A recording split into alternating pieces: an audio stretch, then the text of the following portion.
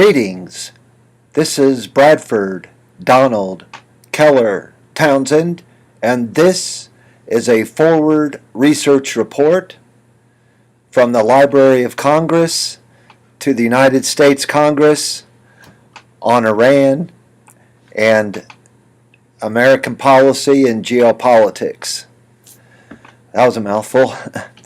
The next is on page 18 of the document, Table 2, Human Rights Practices, General Categories. Media freedoms. The Ministry of Culture and Islamic Governance monitors journalists reporting from Iran as well as media and communications operations. The government continues to block pro-reform websites, social media application, and blogs, particularly during times of unrest, and to close newspapers critical of the government. But some editors say the government has become more tolerant of critical media since Rouhani took office. In response to the November 12th death in custody of blogger Sattar Beheshti, 7 security officers were arrested and Tehran cyber police commander was removed. Iran has set up a national network that has a monopoly on internet service for Iranians. The State Department's September 2018 Outlaw Regime Report states that as of July 2018, according to the reports Without Borders, there are 20 journalists and 9 internet activists in prison for expressing their views online. Some individuals have been arrested in recent years for posting videos of themselves on social media dancing or performing Western music in clothing that violates Iranian dress codes. Labor restrictions. Independent unions are legal but are restricted in practice. Many trade unionists remain in jail for protesting unpaid wages, precarious working conditions, and poor living conditions, or for peaceful trade union activities. The one authorized national labor organization is a state-controlled workers' house umbrella, but others, such as several unions representing Iran's teachers, are tolerated. In 2014, Iran ratified an additional international labor organization agreement. Next topic, religious freedom. Each year since 1999, the Secretary of State has designated Iran as a country of particular concern. Under the International Religious Freedom Act, acronym IRFA, for engaging in or tolerating particularly severe violations of religious freedom. No sanctions have been added on Iran under IRFA on the grounds that Iran is already subject to extensive United States sanctions. The Constitution specifies Ja'afari Shiite Islam as the official state religion, and restrictions on religious freedom for some non-Shiite groups have been noted consistently in State Department and other reports. Iran's penal code provides the death penalty for attempts by non-Muslims to convert Muslims, as well as Maharabe, enmity against God and Saba al-Nabi, insulting the prophets, crimes that critics say are selectively applied to regime opponents. Executions policy. Iran's per capita execution rate is amongst the highest in the world, despite recent reforms to reduce the number of executions for drug offenses. Total executions numbered about 1,000 for 2015, about 500 for 2016, and over 400 in 2017. Iran is a party to the International Covenant on Civil and Political Rights and the Convention on the Human Rights of the Children, and is obligated to cease execution of minors. Yet, 80 juvenile offenders remain on death row as of 2018, were several executed in early 2018. Iran has not held accountable any officials involved in the summer 1988 execution of thousands of prisoners of conscience in Iran's prison. Human trafficking.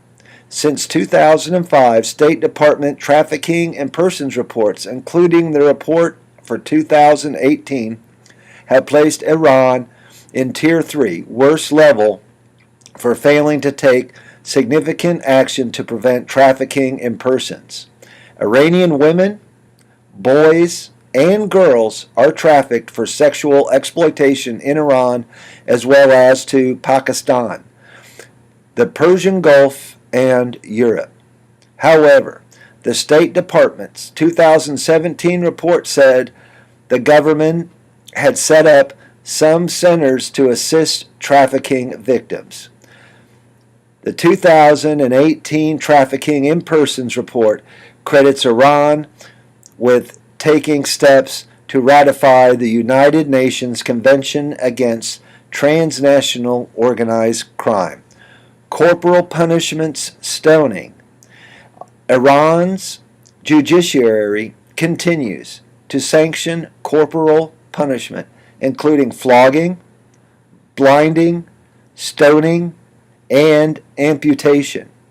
In 2002, the then head of Iran's judiciary, Ayatollah Shahroudi, mentioned above, issued a ban on stoning.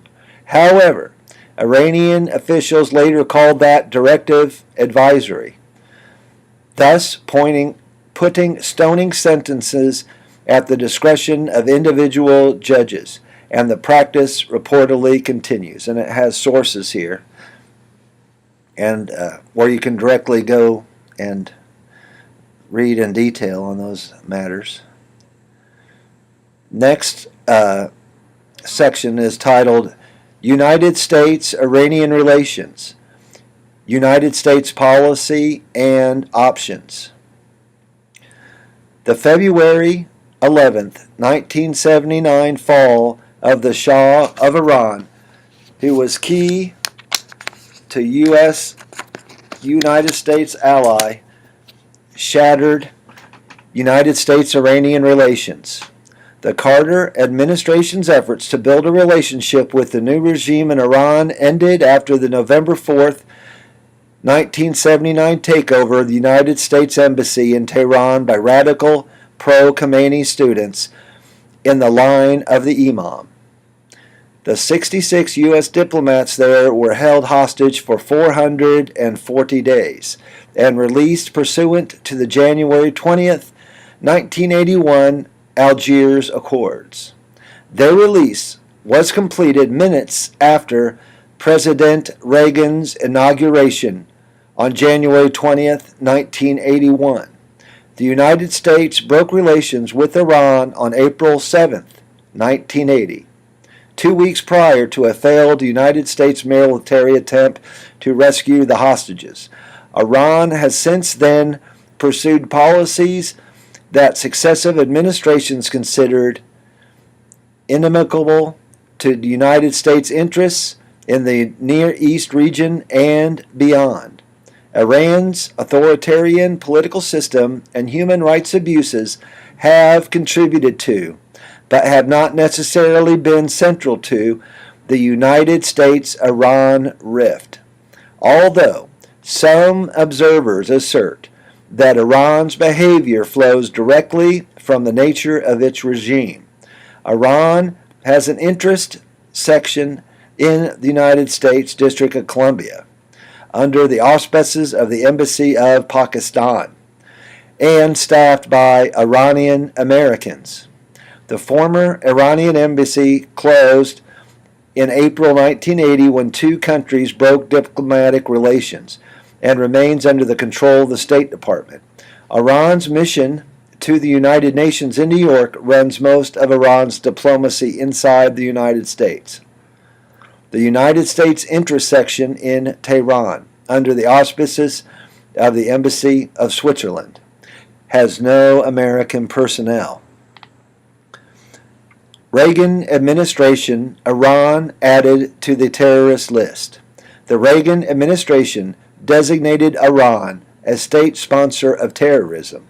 In January 1984, a designation established by the Export Administration Act of 1979, largely in response to Iran's backing for the October 1983 bombing of the Marine barracks in Beirut. The administration also tilted toward Iraq in the 1980-1988 Iran-Iraq War. During the 1987-1988 United States naval forces fought several skirmishes with Iranian naval elements while protecting oil shipments transiting the Persian Gulf from Iranian mines and other attacks. On April 18, 1988, Iran lost 1/4 of its naval vessels in the engagement with the United States Navy, including a frigate sunk.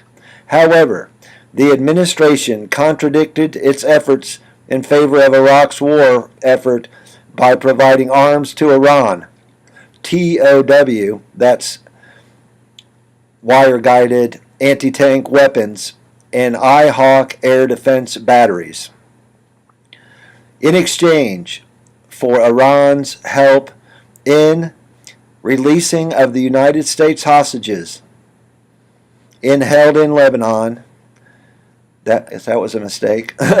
On July 3, 1988, United States forces in the Gulf mistakenly shot down Iran Flight 655 over the Gulf, killing all 290 on board, contributing to Iran's decision to accept a ceasefire in the war with Iraq in August 1988.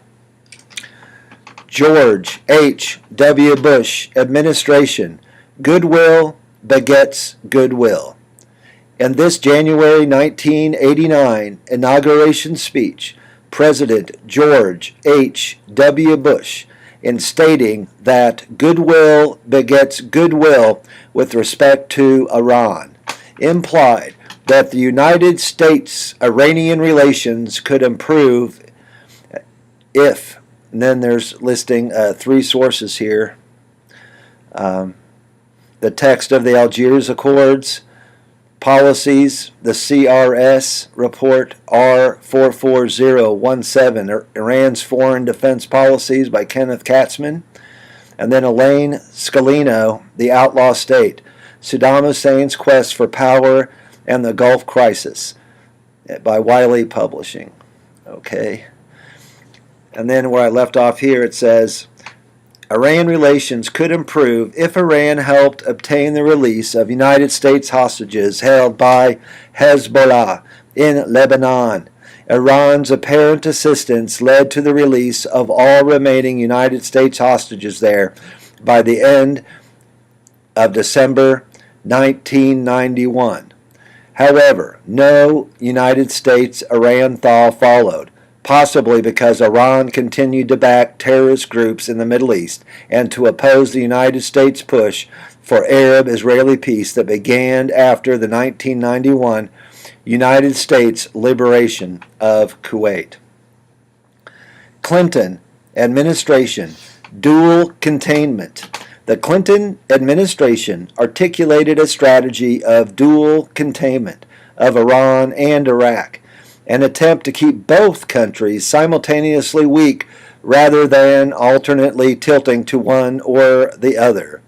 In 1995-96, the administration and Congress banned United States trade and investment with Iran and imposed penalties on foreign investment in Iran's energy sector in response to Iran's support for terrorist groups seeking to undermine the Israeli-Palestinian peace process. The election of the moderate Mohammad Khatami as president in May 1997 precipitated a United States offer of direct dialogue. But Khatami did not pursue the offer. In June 1998, then Secretary of State Madeleine Albright called for mutual confidence-building measures that could lead to a roadmap for normalization. In March 17, 2000, she admitted past United States interference in Iran. George W. Bush administration, Iran part of axis of evil. In its January 2002 State of the Union message, President Bush named Iran as part of the axis of evil, including Iraq and North Korea. However, the administration enlisted Iran's diplomatic help in efforts to try to stabilize post-Taliban Afghanistan and post-Saddam Iraq. The administration rebuffed a report, May 2003 Iranian overture transmitted by Swiss ambassador to Iran for an agreement on all major issues of mutual concern. Quote, grand bargain proposal. State Department officials disputed that the proposal was fully vetted within Iran's leadership. The administration aided victims of the 2003 earthquake and bomb Iran, including through United States military deliveries into Iran as Iran's nuclear program advanced. The administration worked with several European countries to persuade Iran to agree to limit its nuclear program. President Bush's January 20, 2005 second inaugural address and its January 31, 2006 State of the Union address stated that the United States would be a close ally of a free and democratic Iran, appearing to support regime change. Okay, I'm going to end there as part 4. As you could see, the United States has been in direct hostilities, which is a nice way of saying killing each other, pretty much since the Iranian Revolution. There were many United States casualties over the decades and Iranian casualties. People died or seriously wounded. The Iranian Navy did engage in the 1980s with the United States Armed Forces in open conflict in an undeclared, I'll just say, a mini-war. I think I'll leave it there. I'll start up again with the Obama administration for part 5. Au revoir.